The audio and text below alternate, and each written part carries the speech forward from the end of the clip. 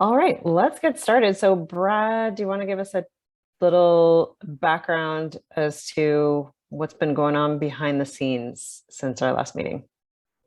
Sure, yeah. Our last meeting, thank you, Kitty. Thank you, everybody, for joining us. At our last meeting, we talked about affordable housing.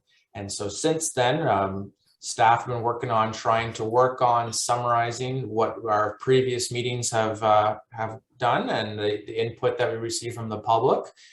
We've looked at our current official plan and what the policies say in terms of what we should be doing in terms of different land uses in the town.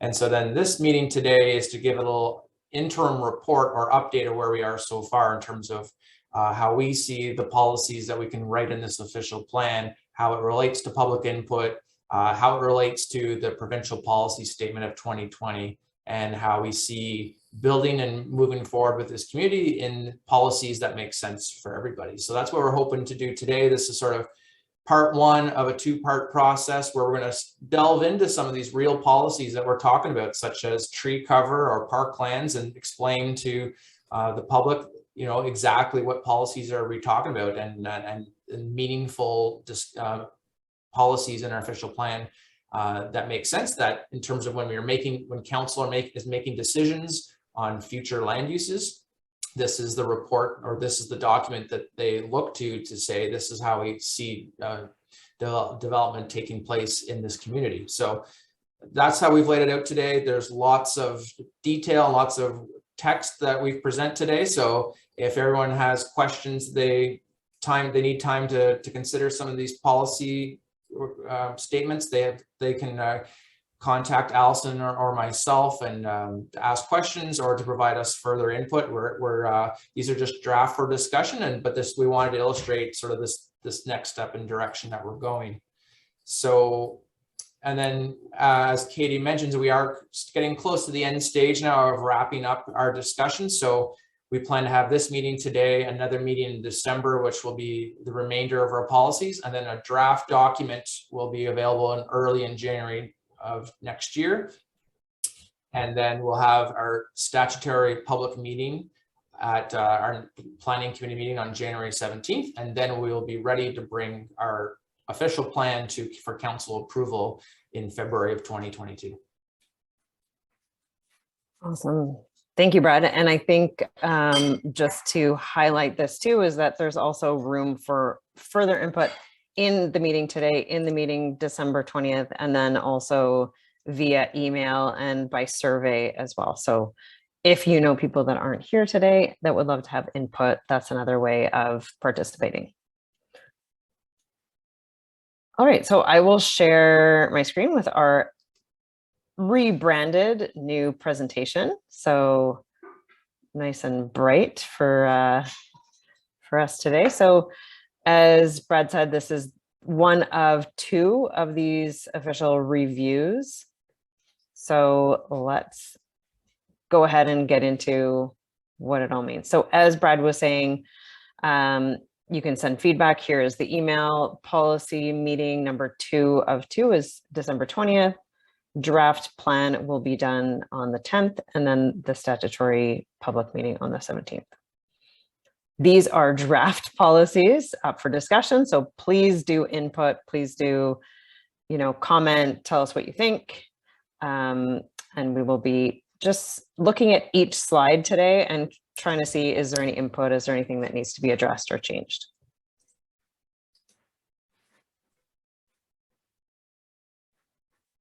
Brad, would you like to let us know how it's used by council? Yeah, just a little background update for everybody, just to further explain how official plan is used. Like I was saying, it provides policy direction for council and staff to say, if we do get a development proposal for a piece of land in town, how would we like to see that developed?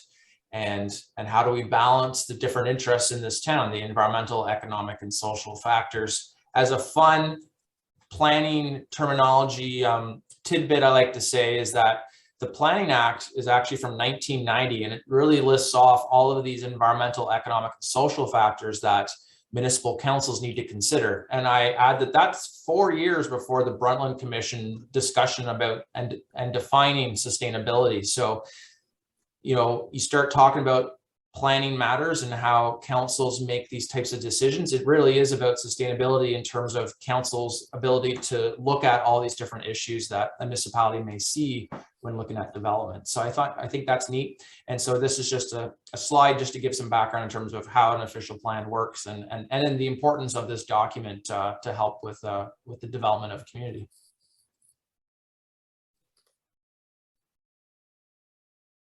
And so this is a draft vision for this document in terms of illustrating to council and to staff and the public what this document's trying to achieve in terms of policies. And we'll get into those policies in a minute. But again, we're just this is a draft, and we're trying to see if this is in line with the public feedback we've had to date. So maybe while we're here, I'll just read the vision and see if there's any additional input or any reflections right away that any of you might have. So the long-term vision guiding this plan is to develop the town of Perth into a healthy, sustainable, and complete community that provides a range of places and opportunities to live, work, shop, and play. Any reactions or feedback from that definition or that vision?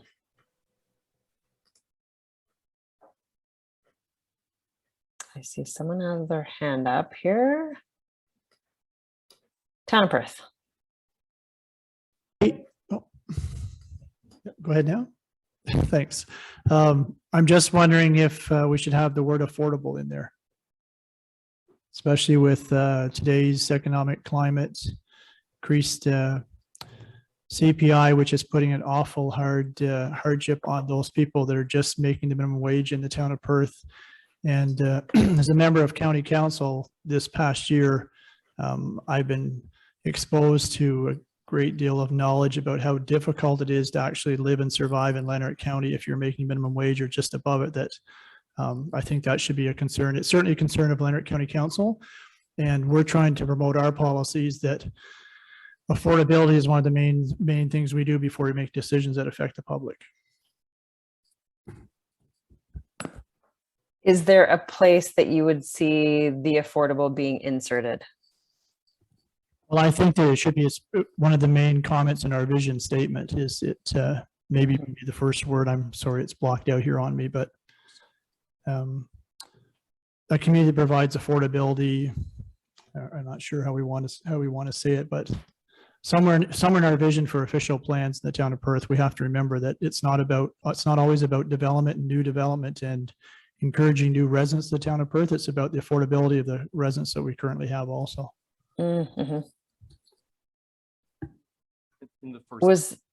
That's great. Thank you for the input, and definitely we will take note of that.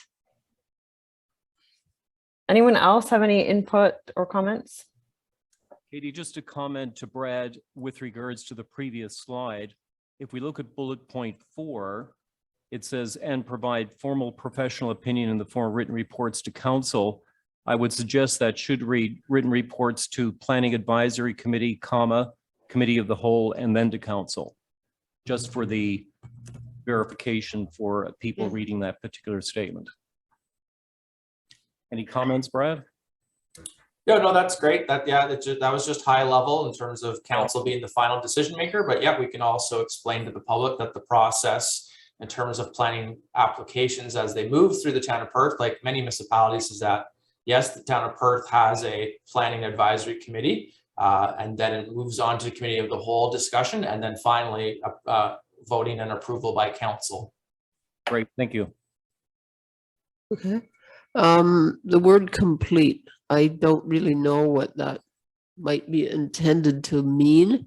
I don't know if any community could ever be complete in everyone's eyes, and I mean, that might imply supplying all the services everyone wants.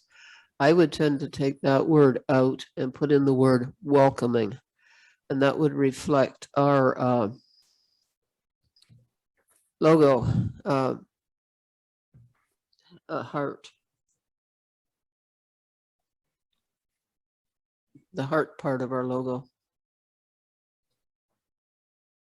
Great. Thank you, Judy. So Brad, did you want to address that now? I know we have a slide a little bit later on complete communities.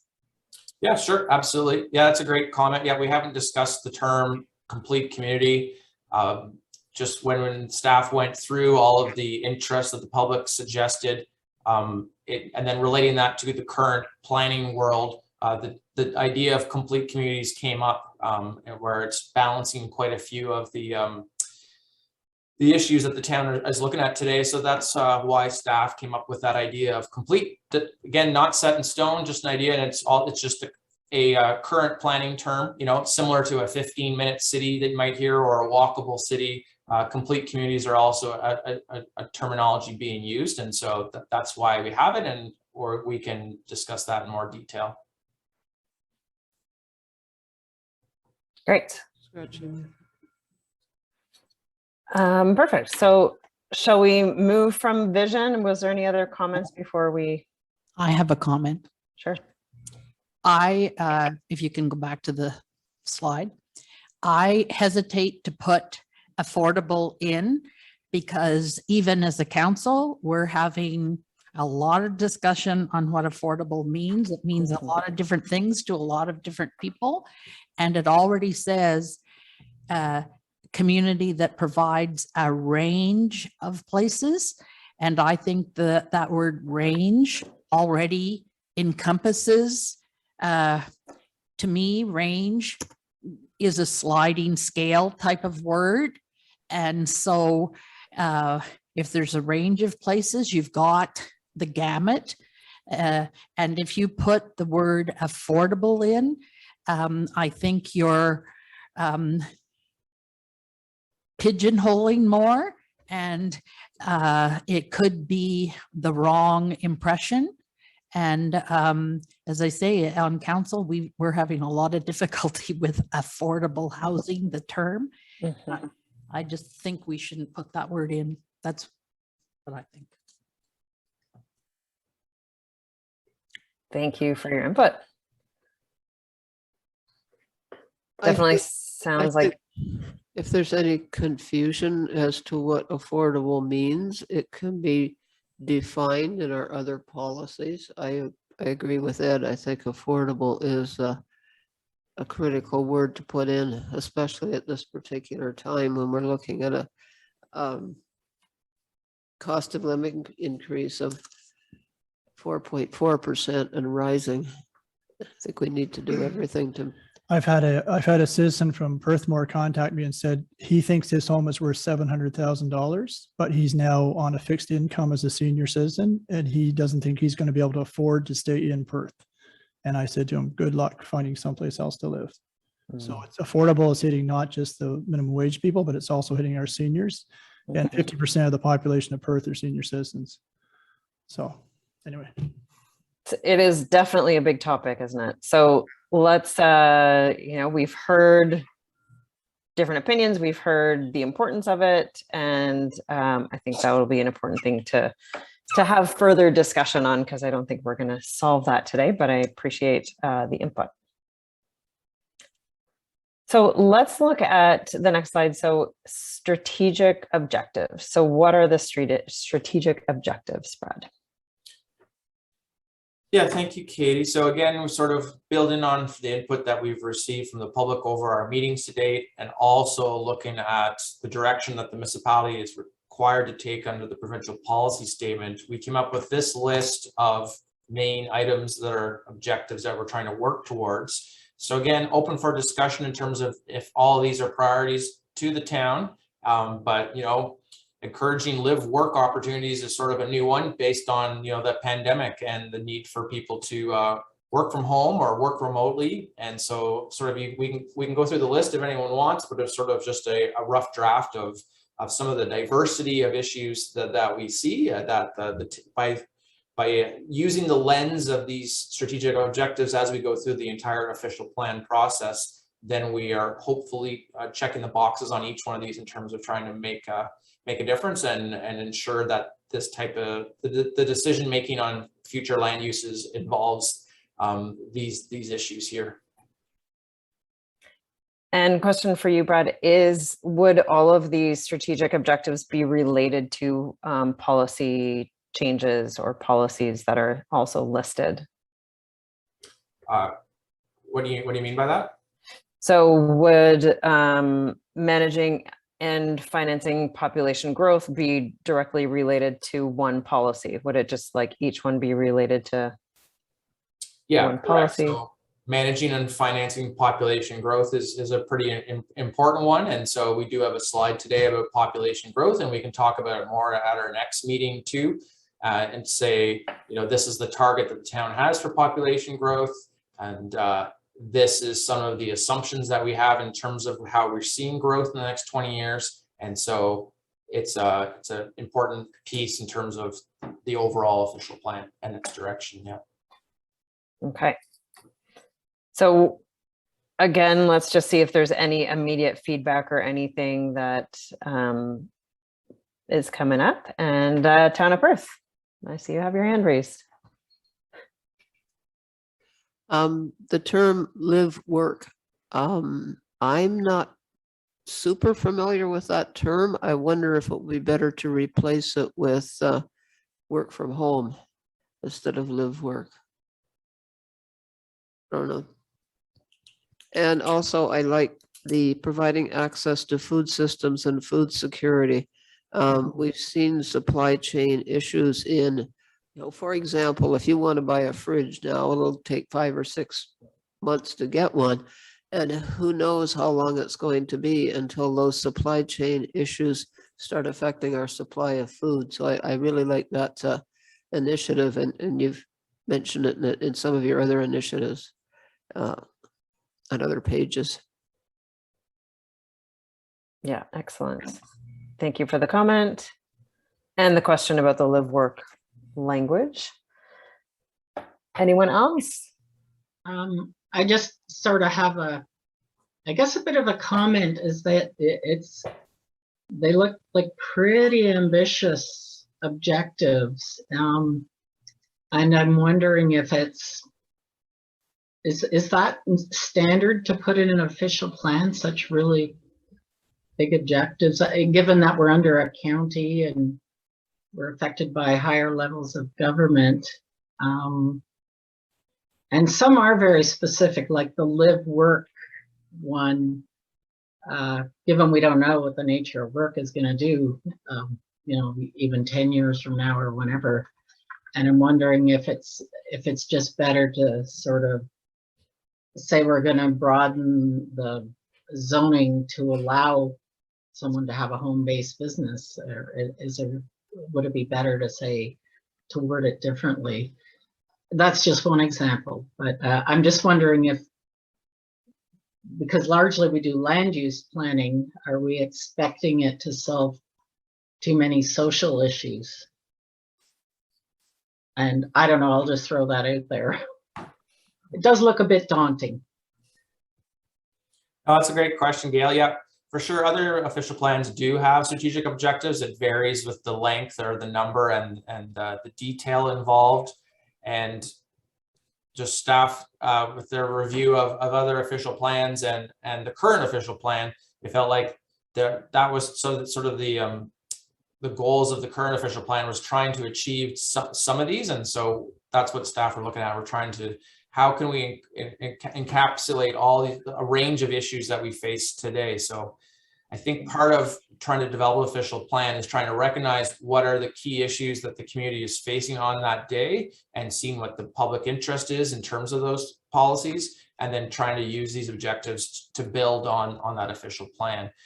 If it was 5 years ago or 10 years ago, maybe those objectives would be slightly different, and the policies coming from the province might be slightly different. So it's trying to find that balance of what the public is looking for the town, affordable housing being one of those, and then what the provincial policy statement is saying. So we are just trying to find a balance between everything that's in play with higher levels of government and trying to support the public interest in developing the community. Okay. Thank you, Brad. Louise has her hand up. Yes, well, I really like what you said just now about supporting the community and working to achieve some of these objectives. And in the objectives, you have collaborating, consulting, and learning from First Nations, which I think is excellent. But I also feel that it's important to work with the current population, to collaborate in such aims as providing healthy, complete, and sustainably designed neighborhoods and communities, planning for the impacts of climate change. When I look at this, I see this is what your town wants to do for you, but I feel very strongly that we need to have citizen involvement in getting citizens on board. Basically, it's one thing to put this out, we're going to do this for you, but we really need citizens to grab onto it, to take part in it, to have a feeling that it's their project as well. It's our town, and we're involved. I don't know quite how to frame that, but maybe it's something to think about. Yeah, that's a great suggestion, Louise. That's exactly where I think we were trying to go with it. You're right. On this whole list, it's all about what are we trying to achieve? And the First Nations one is how do we work with people? So I think we can take that one out and put it in a separate category. And my thought is that we have it as the introduction to the official plan, which is how do we consult and collaborate with everyone from all entities of the public. And so one of those could be is one of our suggestions that we're thinking about is for right now for site plans, for a site plan application, a site plan application, there's no requirement for public involvement, but we're starting to get more and more larger apartment buildings that are able to go in as infill in the town. And we have residents asking questions, and there is no requirement by the municipality to have a public process. So that's something that we could do proactively in our official plan, is to say for certain applications of more than, apartments buildings of more than 10 units in size that are proposed, we will have a public meeting proactively to involve the public. And these are the steps that we'll take to get more public involvement in terms of in this type of development application, for example. And we can also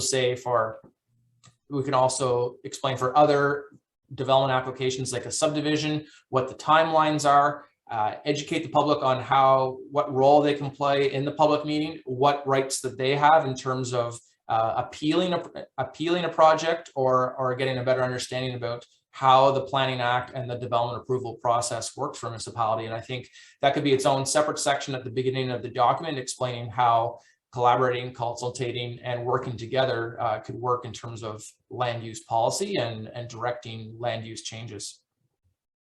Thank you. I like that idea. That's great. Great to bring that up. The other thing that I wanted to mention was when I see these strategic objectives, I agree that it could originally seem loftier, like some really big goals, but I think, and Brad, correct me if I'm wrong, but the strategic objectives aren't for what the town is going to do. It's for what the policy in the official plan guides. Mm-hmm. So you're not saying these are all the things that we're going to achieve in the town of Perth. You're saying these are all the objectives that we're going to help figure out what goes into the official plan in order to guide the processes of the town. Right. So to me, there was just a little bit of a change, to frame that a bit differently. I don't know if that helps anyone else, but. Okay, so let's go to the next slide. Unless there was anything before I move on, please let me know. And the next slide is about some assumptions that we are making. So what are some assumptions we're making, Brad? Yeah, so the demographic data that we're getting from the county and from the province is that the average age of the population will increase, and there will be a growing need to provide residential densities which are higher and more cost effective and energy efficient and more environmentally sustainable than previous development. Across the province, there's more and more demand for housing and growth, and where are we going to put everybody and how are we going to do it sustainably and efficiently that's financially viable for the municipality as well. We're looking at having new housing stock that will include a large percentage of single detached units, but also this growing demand for multiple family development at medium and high density. So for example, we saw at our last meeting that 2019 housing study from the county that basically shows we need 500, 600, 700 one-bedroom apartments in the county today to try and accommodate the current affordable housing crisis. So, you know, and our current climate, we've seen, you know, the development of single family homes for the last 40 to 50 years. And now we're starting to see, well, we need more apartment buildings, or we need more diverse housing options. And so this is how we see this direction going. So how can we facilitate that to meet a diversity of needs from the population? From there, in terms of providing that financially sustainable development that's supported by the town, is looking at intensification and seeing where does infill need to occur and what makes sense at a scale that's appropriate, you know, in an existing community. That's a big one in places like the city of Ottawa. I've seen that firsthand in Ottawa in terms of scale of development, you know, exceeding what the heritage area is, or what the current scale of the development in the rest of the areas. So that's a big one to make sure that our policies make sense and are able to keep intensification at a rate that makes sense.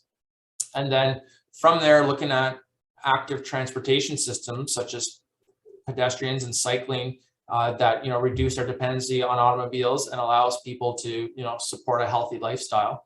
And then finally, you know, looking at intensification, mixed land uses, and increased density represent an opportunity to develop these complete communities so that we're able to balance all these needs that we're looking at in terms of walkability, employment, having this mixed use where you have employment as well as commercial, and trying to balance all of these different needs.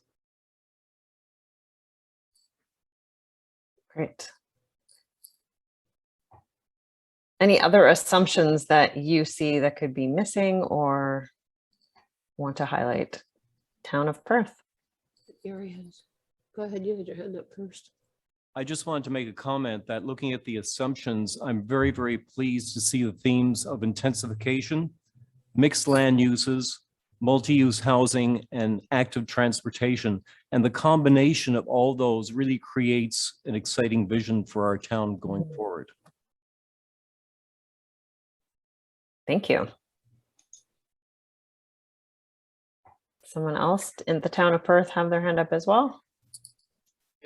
Yeah, so that my comment probably fits under the intensification heading, because we have a demographic which is perhaps getting to the point where they don't want to retain their house because of maintenance, or they can't afford to keep their house. And I found out at a conference I went to pre-COVID that you can divide a house, like each person can own the house as a tenant in common.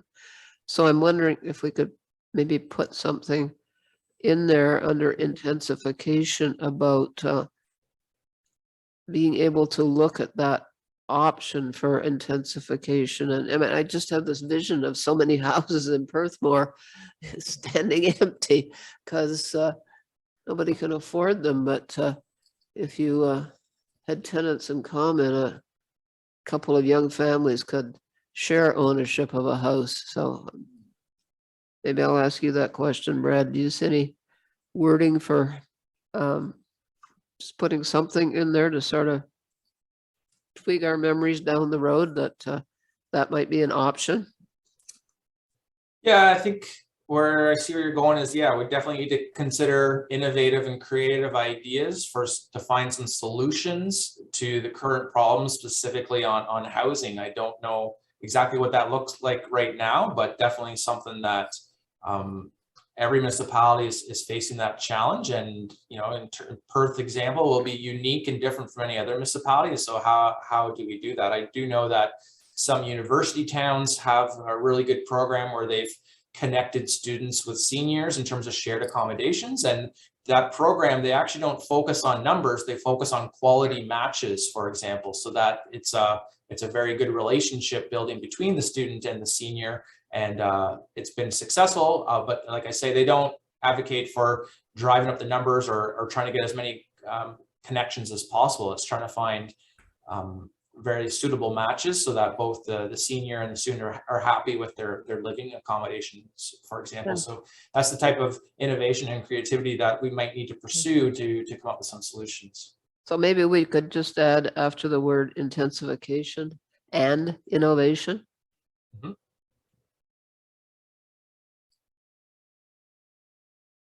Great. Innovation is important for sure. Anyone else have a comment or anything they'd like to add? I do. Mhm. I know the statistics point to a greater population of seniors, and they might be couples now, but they might end up on their own. Mhm. I'm a senior in a condo building. It's not that big. I find loneliness is a big factor for a lot of seniors, but they do not want to move into something like Lanark Lodge. Even some of them that are close to 90 are still able to totally look after themselves. But the buildings that are there, a lot of them don't have any facility in the building where they can get together. Yeah. In a seniors building, they do have that, but they don't want to go to the seniors building. And so they remain lonely. Now, there might be some places in town, but then they have to get there and whatever. I know that over on Lally Lane, for example, in that area, they have a separate building that's for that area. And they have potluck dinners there and things like that, and different events that are for the people that live there. And when I was looking to buy, that was one thing that really appealed to me, because I thought you don't have to go, but you're able to go. And maybe not everybody there uses it, but I think things like that are really great. And that if somehow in some of these areas that are being built, or I know it costs the builder money, and in that case, it's a separate building on the land, but so I don't know how you would do it, but I know the builders are always looking at cost. But I know at Carolina Court in the building, there is a quote party room or whatever you can rent, but I really think that we have to start looking at having some place that they can go. They don't want to travel across town to something that these people could stay where they are longer, and it would save money on the healthcare, on all kinds of things if they can stay in place. But and they don't want to just start something up where, okay, if I invite you 4 or 5, because then the other person feels, well, I have to ask them back and I have to have them in my place. You know, it creates issues. That I think something like that is a very worthwhile thing, because I think when I was campaigning, a lot of seniors are very lonesome. Yep. That's something that I've asked to be added to the strategic plan. Is part of it is about seniors, and one of the headings is recreation. So, that sounds like a great idea, like requiring the people at the golf course development or at the Perthmore development to do a building like that. Yes, in each little area. I mean, it doesn't have to be super expensive, but they go in their own area. They don't want to go across town. Anyway, that's a thought. What I'm hearing also is that idea of how do we innovate, knowing that there's a growing aging population and there's not just one answer, right? Not everyone wants to go into a lodge or a home. So how do we look at innovating around having better wellness communities that incorporate socialization and opportunities for that? So maybe, Brad, maybe we'll get to the slide on aging populations and we can talk further about that, but. Good. Great comments and great ideas. Absolutely. So next we have the complete communities. Brad, did you want to say anything more about this idea of complete communities? Yeah, just just to reiterate, just when we go through our list of strategic objectives and then looking on the looking around at other communities and how they're describing this balancing of all these needs, this is just the one idea that came out in terms of what do we call this in terms of this design of future housing. What I did want to say is that it sounds like to me after reading this, what was old is new again, and downtown Perth is already this, right? In terms of your downtown historic site mixed use development. So sounds like in terms of the development of urban planning and design, it's going back to the way that Perth already was, right? So instead of having single family homes in a subdivision, now the direction policy from the province is that they want mixed use, they want walkable communities, they want active transportation. So I thought that was kind of funny when you put the pieces together there to say, listen, that was sort of what original settlements already were in terms of all of this. So I just was hoping to get people's feedback in terms of this idea.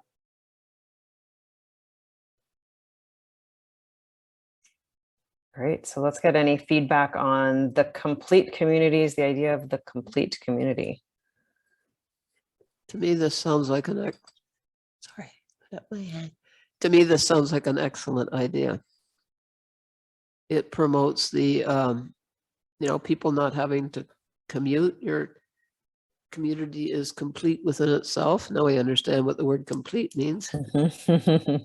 And I remember that when Brent Brownlee sat in on the planning committee meeting a few months ago, and he proposes to do an apartment building just beside where the Metro grocery store is. And he said, he has a whole list of older ladies that want to live there because the grocery store is right there.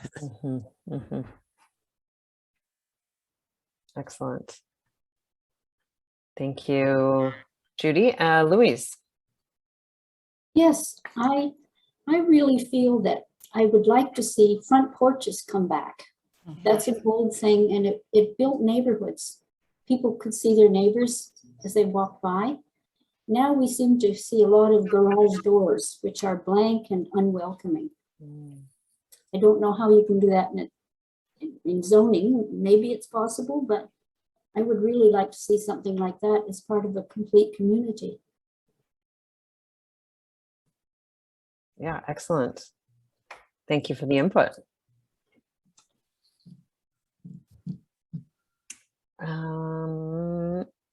Gail, you did have your hand raised. Did you have a question? I just wanted to support Louise's comment. I have a front porch. I live in an old Victorian, and I spent many hours out there, and I have all kinds of conversations with people as they walk by. It's in these public spaces that we build communities. And the more public spaces that we have in our town, the more we get to know each other and the more we build community. In terms of complete communities, we're partway there, my friends, within the downtown core. Let's build upon the success we have now for the future. And I think that now and in the future, Perth will be regarded as a model, if you will, for the concept of complete communities. So we're kind of going back to the future. Back to the future, indeed. Just like Brad said, back to what was popular then is becoming popular now. And even if you look at the picture here, you do see there are front porches, and that comes back to the comment from Leona earlier about creating spaces for people to connect. So great themes, creating community. Gary connects with everybody walking by, whether they want to or not. I'm sure they're grateful for it when they leave. Joe, you've got your hand up.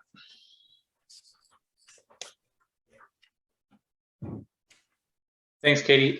Joe here from the health unit. I too just want to offer my support and the health unit support for complete communities. Just to add on top of the great list that's there on the slide, a couple other things that complete communities do is bring in a health equity lens. So for example, if people can work and live in the same community and take active transportation there, they can either choose to not own a car, or if they can't afford one, then they have options to get to work, healthy food outlet, things like that, and that in turn helps individual health and then population health as well.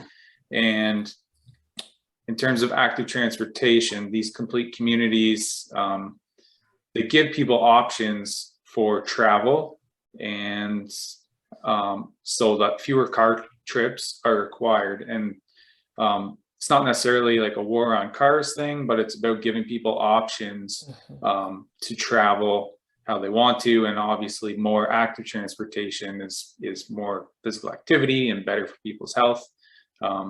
And like it states at the bottom of the slide there, can reduce greenhouse gas emissions, and for a municipality that's serious about addressing climate change, decreasing car trips is a big thing that can do that. So that's my piece. Thank you.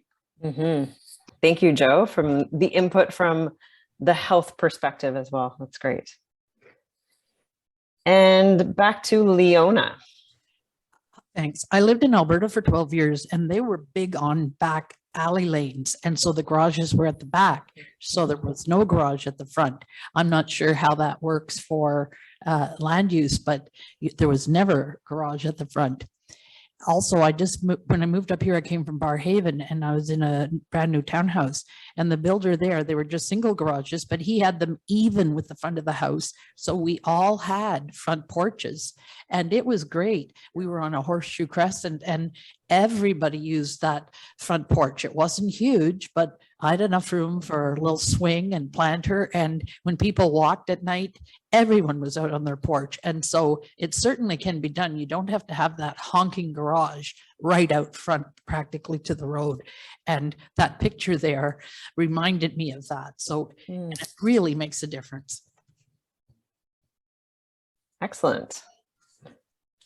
Great ideas, great input. Thank you. Brad, is there anything else that you would like to hear, or do you? No, that's good. Good on complete communities. That seems like it's approved. Okay, so next we're going to go into natural heritage. So we're going to go through each policy a little bit in more detail.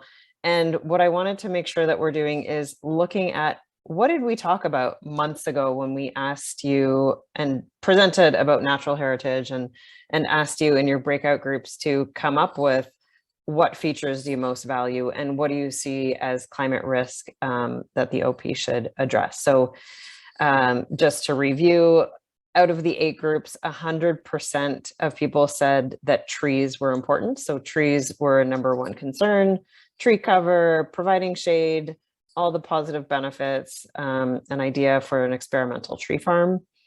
And then waterways, 50% of the group said that that was really important, that this is to be prioritized. Water flow is a concern, water quality, and to limit wastage. And then green space, also important, with 3 groups mentioning that, either naturalized green spaces, access issues to environmental features, natural habitat and diversification, and then some other concerns were air quality, emergency preparedness, water quality and levels, diversification, heat, and food security. So that's what we discussed a little bit more. And now I'll pass over to Brad with what is the new policy looking like. Right. So I just looked around for tree cover policy that's in other official plans and compared that to what we currently had in the official plan. So this is a list of what we are proposing that we could add under a specific section about tree cover, because it was listed as such a priority by the public. We wanted to ensure we had a specific section in there talking about tree cover and what specifically could the town achieve in an official plan to provide that direction.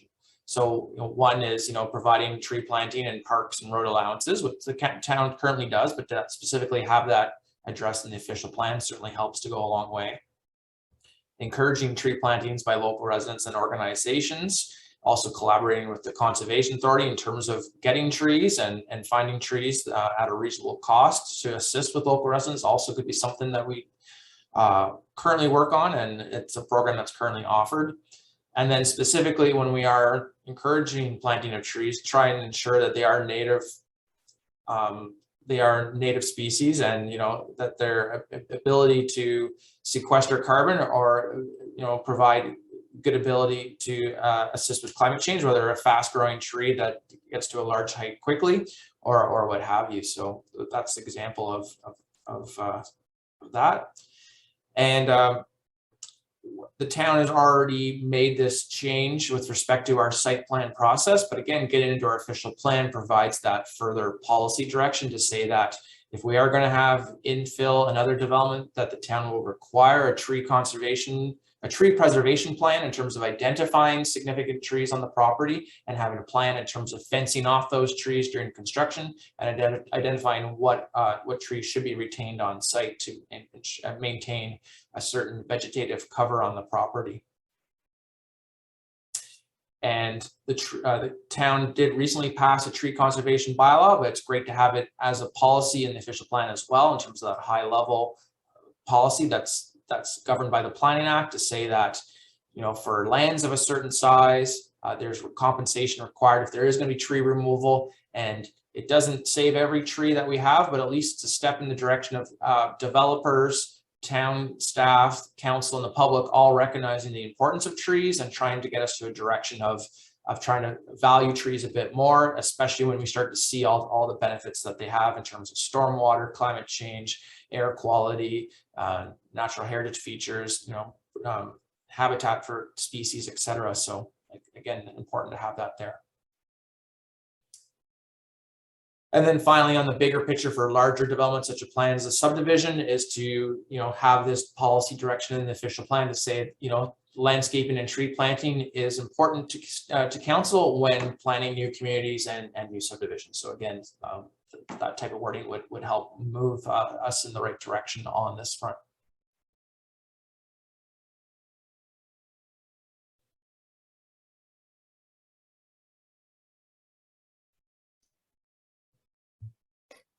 There was just that one more comment, that one more bullet there. Sorry. Right, so new development shall strive to include landscaping of lands and streets in a manner that will result in mature looking neighborhoods. So that, again, that was for the plans of subdivisions. The intent is just to build on the previous comment to show that the selection of tree species and the size of the trees going into the ground for a new development will be of sufficient size to ensure that this policy would be met. So just to compare to what was there before, Brad, how different does this look from the previous plan? Yeah, we didn't have I don't believe tree cover was mentioned at all in the previous official plan. If it was once or twice. I think now we'll have a specific section that will outline these draft policies, for example. Roddy can also add his comments with respect to what he's seen in terms of reviewing our natural heritage policies, but this was sort of a first stab at it. Great. Okay, we have the town of Perth with your hand up. Go ahead. So the council may require submission of a landscape or tree planting plan as part of the approval of new subdivision development. Can we be so specific as to say the developer has to plant a tree on every lot? Yeah, I believe so. I believe we can do that. I think that's been required previously by this municipality and others. So we can confirm through reviewing other official plans exactly how we can. That might be a bit too specific, but at least we can look in to see if there's any better way we can make the language there to specifically explain what council's desires are. Yeah. I agree. Subdivision, Ed, that the developer planted a tree on it. Town did. Oh, The town did, okay.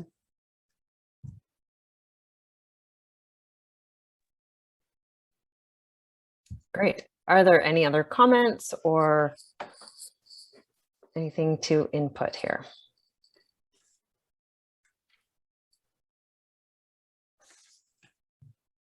Great. So great addition. Looks like it's something new that was important that we definitely heard everyone say in our meeting. So great addition here.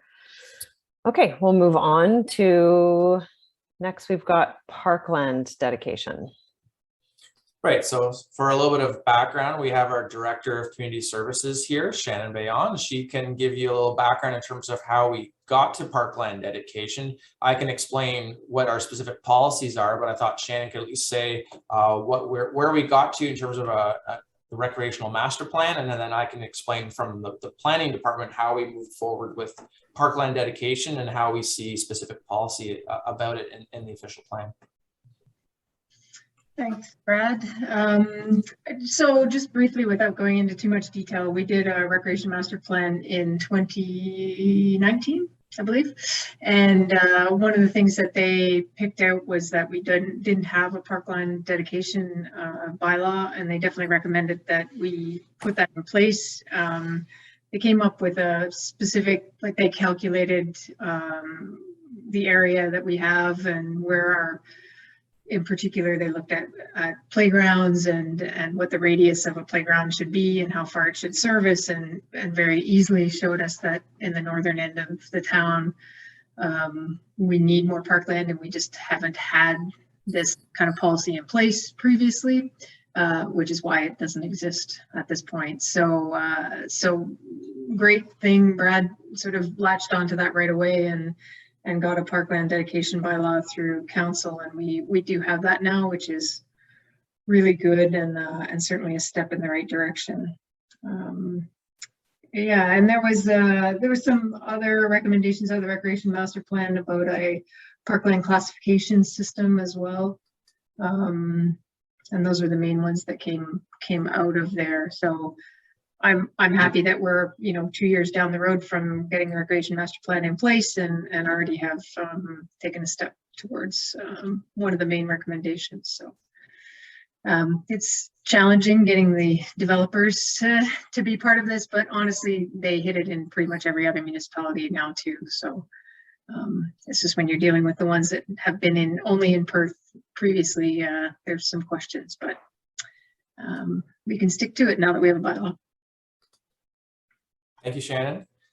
So that recreational master plan gave the impetus and the support to the planning staff to bring to council a report recommending a parkland dedication bylaw. So it was all pretty spelled out in the Planning Act exactly how a municipality can enforce a parkland dedication bylaw. So what that means is if someone comes in for a subdivision, they are required to provide 5% of those lands to the municipality as parkland.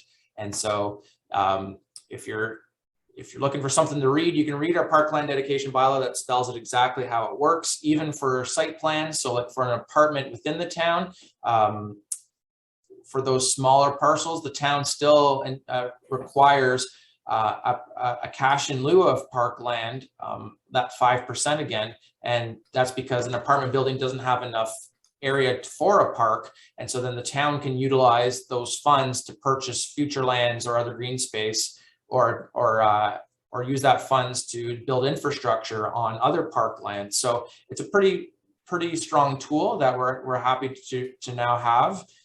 And so this is a list of those types of general policies that we're looking to have in our official plan.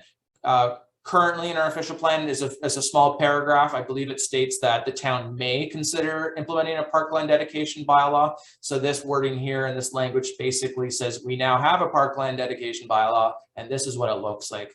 One of the main ones that I want to make sure that we had was a really good understanding and some very good language that council would want to have parkland and not necessarily cash in lieu for large subdivisions. So land first. And second is the town wouldn't be interested in taking on hazard lands or wetlands or other natural heritage features as parkland. It needs to be tableland or land suitable to the municipality in terms of taking on those lands to make it a suitable parkland. We have some questions or comments from the chamber.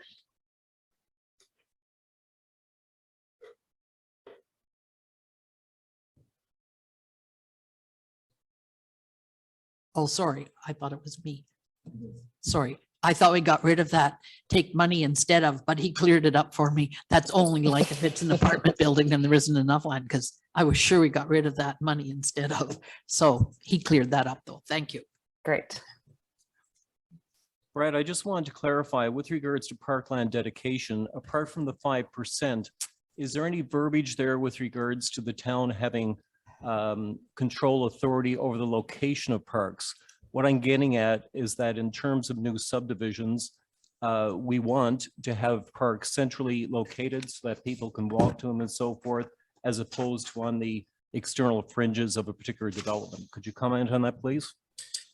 I think we can get to that at our next meeting when we discuss the concept of secondary plans for greenfield areas. So I think as part of an overall land use plan for the remaining lands that are undeveloped in the town, the first step would be to implement a secondary plan that illustrates what residential land uses are going to occur, to what densities, where parkland would occur, and that's where the town can play a role in trying to make those connections of the parklands with a recreational trail system, so that you have these interconnected parkland features, and so that we have a well-designed and well-built community moving forward that considers, you know, all these details that we should be looking at instead of incremental basis and not looking at the big picture of putting the pieces together. Yeah, thank you very much. And I think your point about making sure that future parklands are connected in a bigger picture in terms of trails and so forth is critical, because we want to develop a whole system through town. Thanks. Right. So Brad, I have a question for you. I was recently down in Southern Ontario in a big brand new subdivision. I would say it's probably been going for 5 or 6 years, and there's quite a mixture of single family homes, quite large homes, smaller homes, townhomes. There was a brand new elementary school built almost in the center of the entire development. So it seemed like it was a planned community that this was planned for. When I was there, certainly noticed a wide range of people with young children, as well as like 40 and 50-year-olds and senior citizens. What I did notice though was strategically throughout the big subdivision was small parks. And one park was park benches, nice arbors built, flower beds. And seems it was more an area for adults would like to go and sit and, you know, you could walk there and sit and look at the flowers. Senior citizens, for example, probably less than a 5-minute walk away down the street, maybe a 10-minute walk away because it's such a large subdivision, was a park that was dedicated to children's activities and small playgrounds and stuff. And they had 2 or 3 of these in the whole subdivision. It wasn't just one large major park, but you turn a corner. We were walking through the neighborhood, and I said to my son, "Boy, you turn the corner here, and look at this beautiful small park." It was probably the size of, I'd say, you know, it was a corner lot, so it's hard to say maybe 100 by 100. It was, you know, but it sure was nice looking. Then we went down, I said, a few more blocks. And then we came across a children's park with park benches for the families to sit and playgrounds.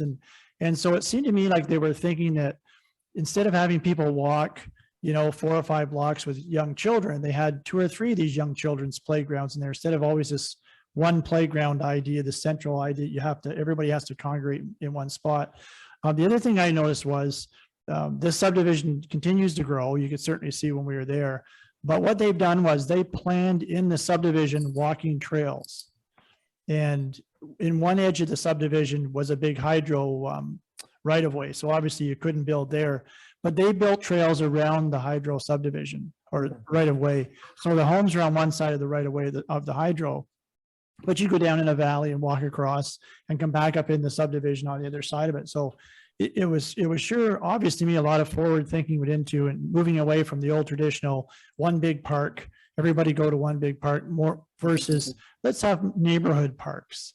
And I was there like in late October, early November, so hard to say how well used they were going to be, but certainly was an eye-opener to me to see that obviously when they're building this place in their subdivision or their planning process, they had planned to have these trails in there, and the homes are built around the trails. So you know, this one of the trails circled the elementary school. And they have a hockey arena there too. So quite interesting to me. And I hope that in the future, The planning is in Perth. If we do have another big subdivision, for example, the golf course lands that we asked them, we'd like to see you build these trails as part of it, And then if your overall master plan, that if in 10 or 15 years you do achieve this build out that you hope to build out, we want to make sure all these trails are as part of the whole process. So anyway, quite a difference to me instead of having a central park that you had all these mini parks in the subdivision.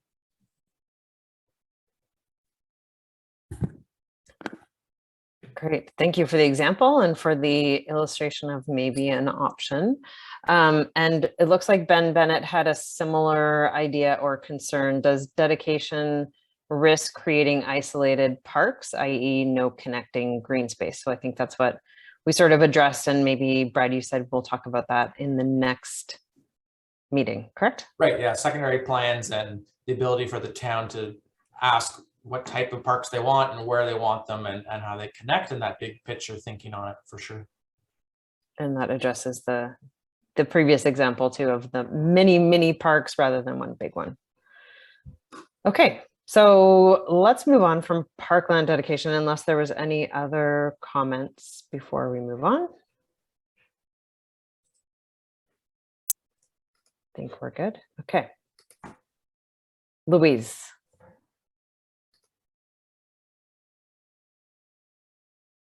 Sorry, I forgot to unmute. I just wanted to add to that.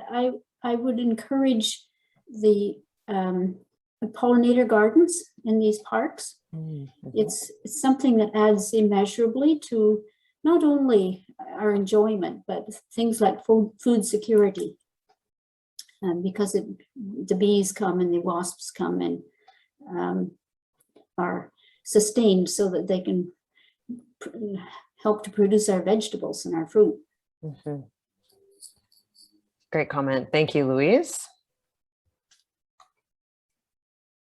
All right, let's continue with more natural heritage. Over to you, Brad. Okay, thank you. Yeah, and we have Roddy on the line too. So he's, if he wants to add anything to this too, that would be great. But this is just what Roddy is, the summary from Roddy is what he's saying is that for natural heritage, we're going to have policies that direct the regional and local impacts of a changing climate are considered when land use impacts natural heritage features. So getting the term climate change into that language is important. And another big one is calling it a natural heritage system as opposed to individual components, and explaining the connectivity between, wildlife corridors and how a river is a system and not just a linear feature, and putting the natural heritage features such as woodlands and wetlands and river systems together as a system. That's the direction from the provincial policy statement, is trying to recognize that the natural heritage features are a system, not necessarily individual parts. Roddy also mentions that in the section we'll recognize the different roles of trees as well. So another aspect we'll have about trees in the official plan. And then also strengthening the requirement for developers and applicants to pre-consult with the town specifically on how to utilize studies such as environmental impact statements, and say how are they going to use those studies to, and what are they looking for, how are they going to achieve that, and what those reports are going to follow so that it meets the requirements of the town. So we have language that will be in the official plan about that. And then finally, maintaining, restore, and where possible improve the diversity and connectivity of the long-term ecological function and the biodiversity of natural heritage features. So having some language around what the town can do in terms of abilities to do that. So whether looking at setbacks from future development or putting parks next to natural heritage features to buffer the natural heritage feature from future land use development, looking at different ways that we could achieve some of those goals. Roddy, do you have anything to add? Brad did a great job there. Great. Nothing more? I guess I can't say there is much more that we've done, but a lot of it is micro details as opposed to this is the big picture.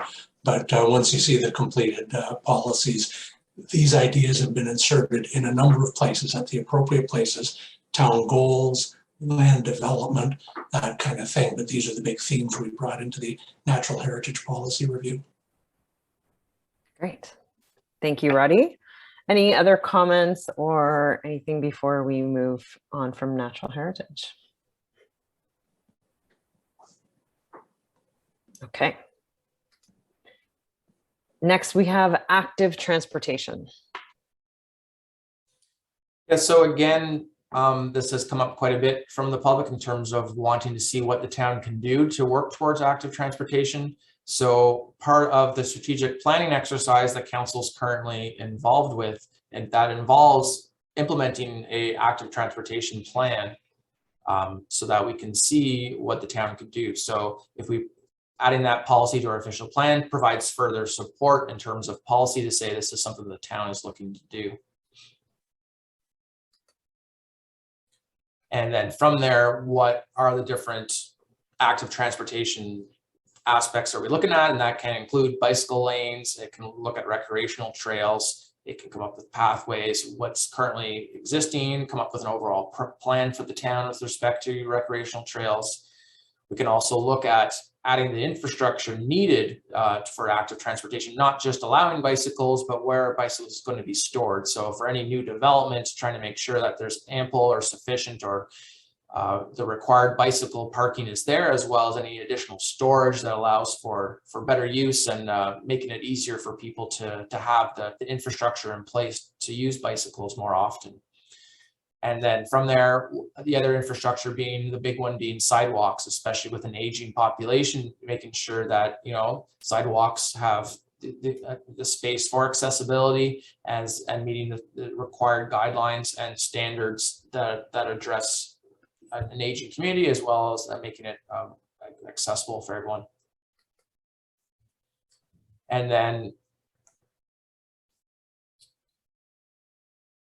looking at planning and design of active transportation facilities shall be focused on the role of these facilities as both recreational and active transportation infrastructure, right? So the idea of that, we're going to view active transportation as a infrastructure component. So it's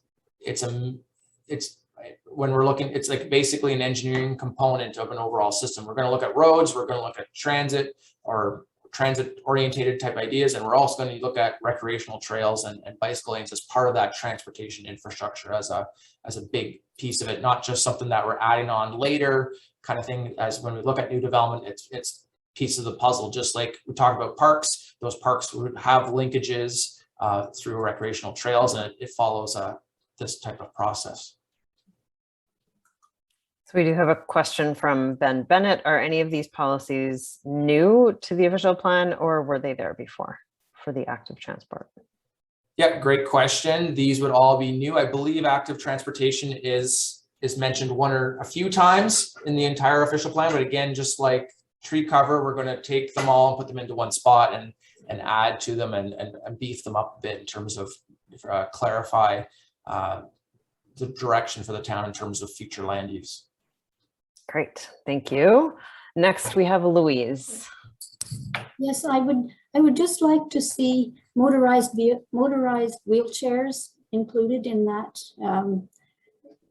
parking and storage facilities. Yeah, that's great. Mm-hmm. Thank you, Louise.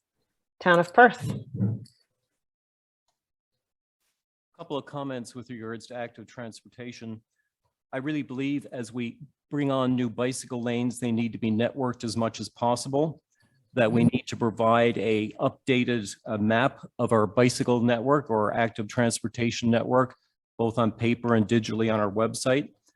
Where our bicycle network potentially would end at the core of downtown, because if we look at Foster, Core and so forth, we can't really put bicycle lanes in there because of traffic and the narrowness of the roads. We should have bicycle racks there, so when bicyclists come to the core, they have a place to put their bicycles. Also, I think this is more on the strategic planning side, certainly would encourage promotion of Perth as a bicycle-friendly town. And there's a national organization whose name escapes me, in which you can get a town ranked with regards to how bicycle-friendly it is. And I think that that would be a good direction to go in as well.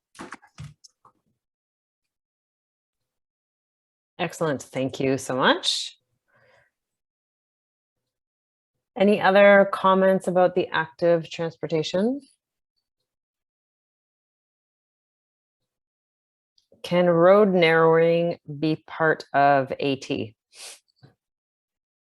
that's a great question. I think that would fall in line with policies with respect to a secondary plan for new development. If we're going to have new development, what does that look like? And encompassing, this mixed use development, it may mean narrower streets, and it may mean mixed commercial on a main street where the commercial is like downtown currently, where there's no setbacks from the sidewalk. And because of that, you have a narrow street, and then you have slower traffic because of that mixed use commercial and a need for slower traffic. So definitely, again, part of a secondary plan process and policy in terms of how do we design future communities.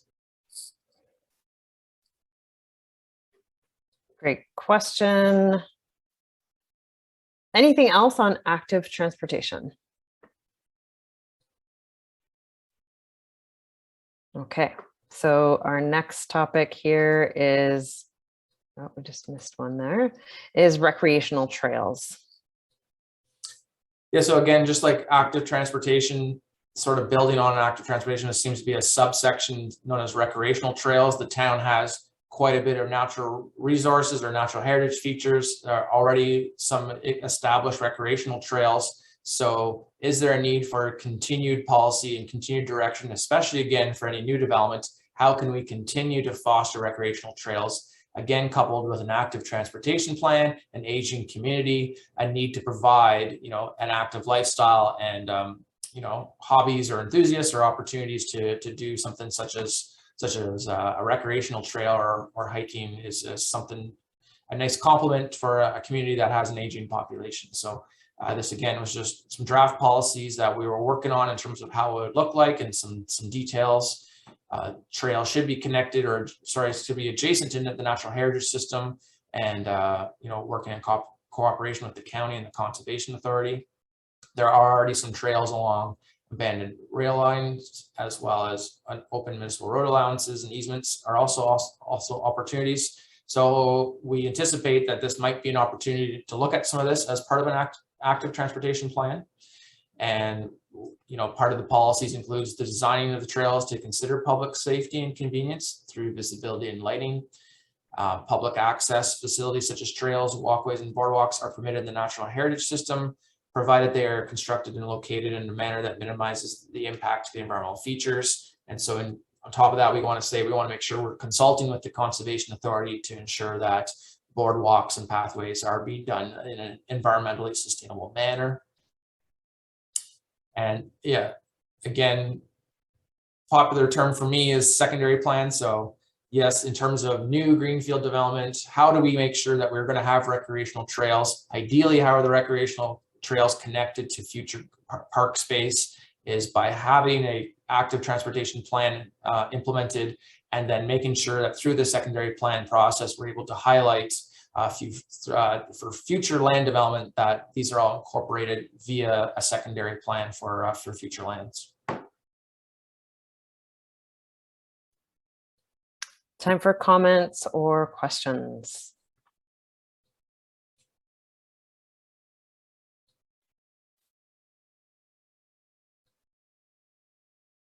Town of Perth, go ahead. Just a suggestion, when you look at bullet point number 2 and it says, and it just disappeared from my screen. Oh, I got it right here in paper. Where it says adjacent municipalities and other agencies, I would suggest and other agencies such as the Rideau Trail Association. Mm-hmm.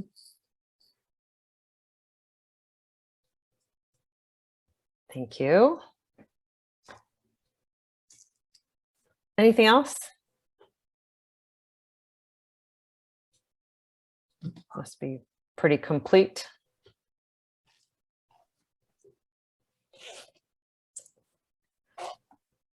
Excellent.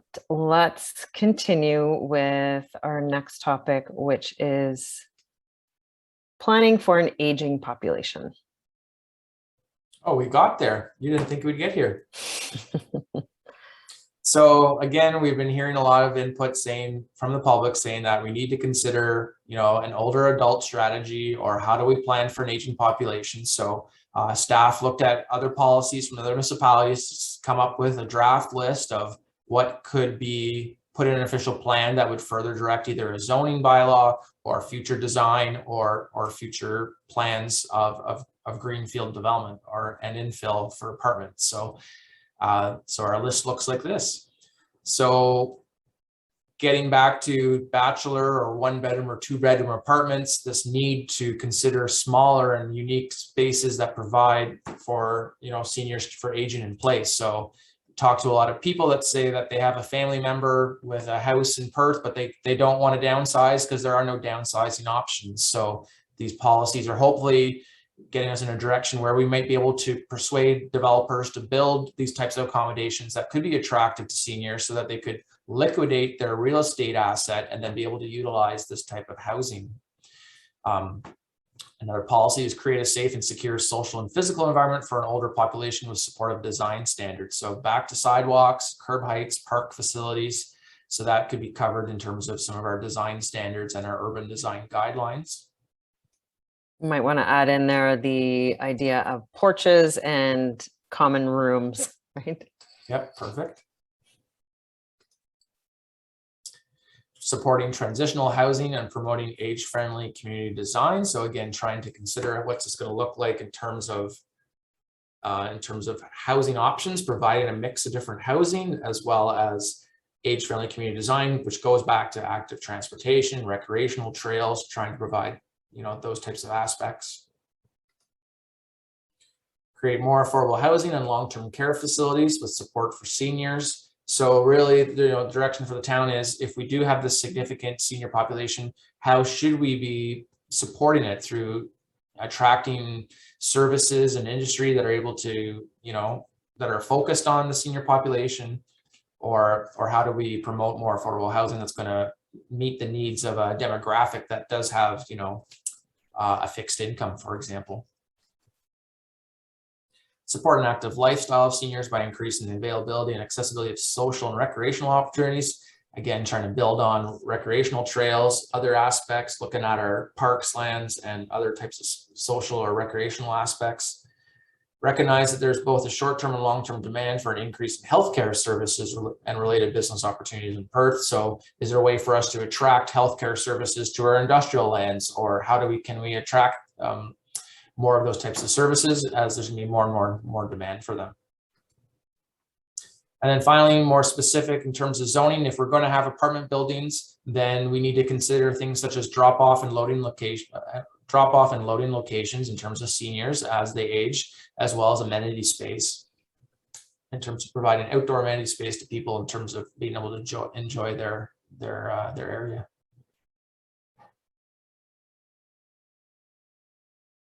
So that was sort of our high level start at what exactly could we do in terms of official plan policy to give us some kind of jump start towards supporting an aging population. Excellent, thank you. So we have one message here from Ben. Building on the second point, we need to review the ease of crossing signals and lobby the province if needed to make the walk signs automatic when the lights change. That's a good idea. To make the light signs automatic? What do you mean? They automatically let you walk instead of having to push the button. Oh, yes. Good one. Thank you, Ben. And to the town of Perth. Question for Brad. Could we make it a requirement? Probably not. When somebody builds an apartment building, that there be an amenity space. It doesn't have to be huge, but just a gathering spot by the mailbox that people can sit there and visit. We talked about loneliness of seniors.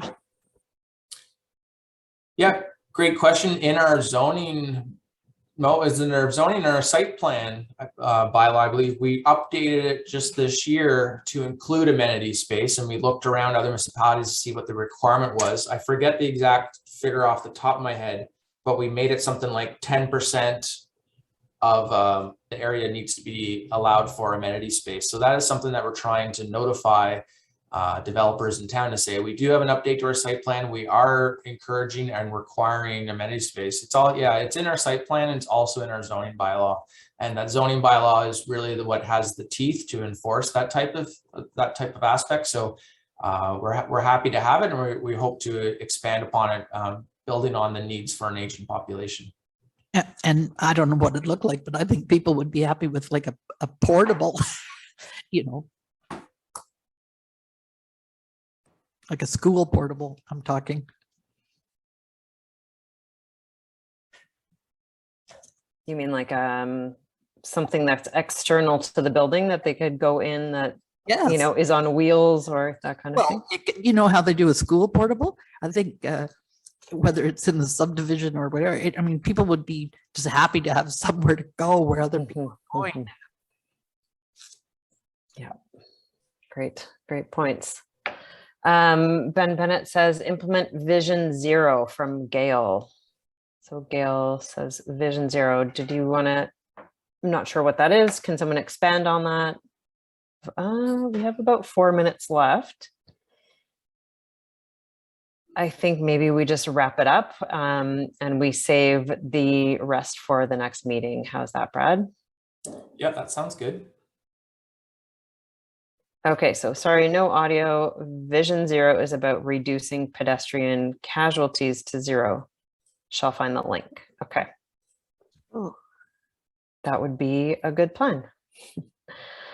Okay, so we are going to bump up engineering and food security for our next meeting, and growth management.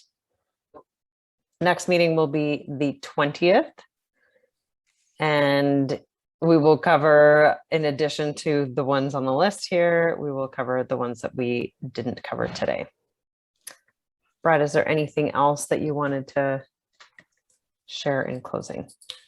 Yeah, just to me, if I was looking at some of these policies for the first time, I would be a little bit overwhelmed, and I would, for me, this wouldn't be the best format for me personally, because I get a little bit shy in a group. But in this current example, I'm on the other side of the table as being a key person who developed the policies, so I have an intimate knowledge of all these policies. So we just wanted to say that it might take some time for everyone to digest some of this, and if we appreciate the comments today. But again, if you have time or you're thinking about something that we said today and you want to provide us comments, feel free to give us a call or email us to our planning@perth.ca, and please give us your thoughts.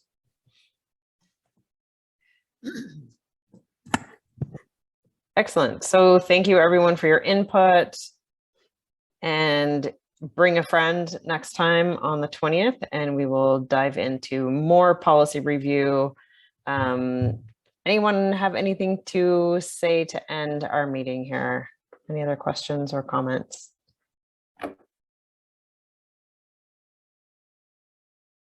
I see Roddy was giving us a...